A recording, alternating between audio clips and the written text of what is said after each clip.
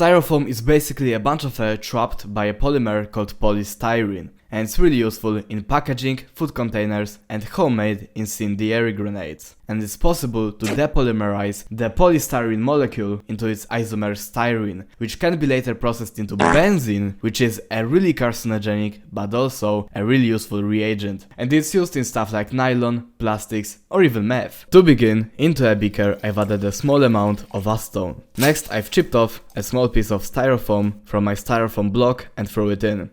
Once the styrofoam touches the acetone, the polystyrene starts getting dissolved and the air trapped in the polystyrene mesh gets released. Once that fully dissolved, I've started adding a ton of styrofoam into the mixture. The reason why I'm dissolving it is to lower its surface area so it can get into my flask. We're only after the polystyrene, and after all, styrofoam on itself is around 98% air. And all of the bubbles that come off the styrofoam pieces reflect that. In reality, pure polystyrene is just a really dense piece of plastic. Eventually, we reach the point where I have to physically push the styrofoam into the gel, and it turns into somewhat of a slime.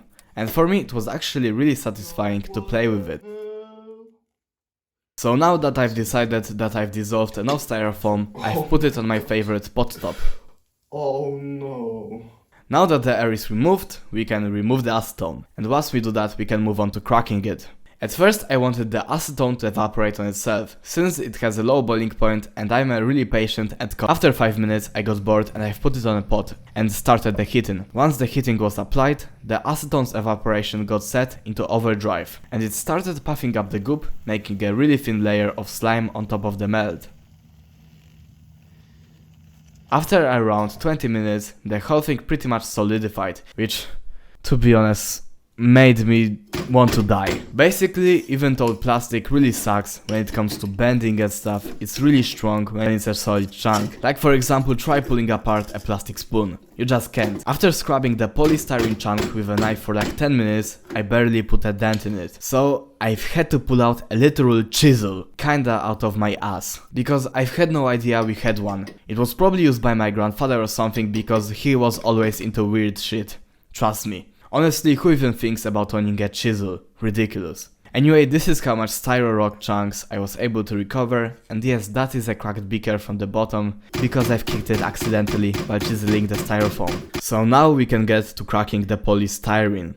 This is our apparatus for today, and it's probably the dumbest way I could have set up the simple distillation up. But whatever, welcome to Prussian Blue, big boy. So I've cranked up my heating mantle to the max. Scientifically, this is called the pyrolysis reaction, where the polystyrene polymer gets depolymerized by heat. I have no idea what are these cancer fumes, but something tells me that I really shouldn't breathe them in. They're really thick and they kind of smell like middle rare goat cheese.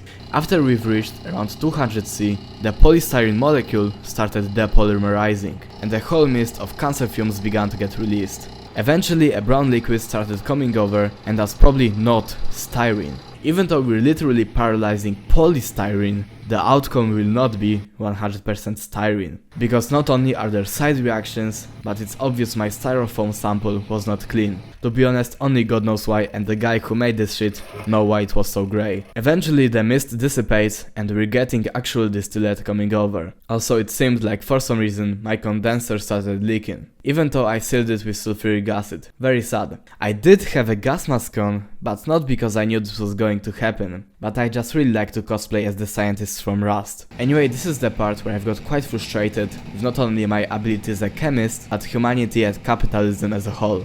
Basically, what kind of a fucking asshole designed this thermometer head? Like honestly, it sucks so fucking bad. It's like 150C in that joint and shows me some ass result of 70C. So anyway, I've decided to make my own thermometer head out of a broken PP stopper and some Teflon tape.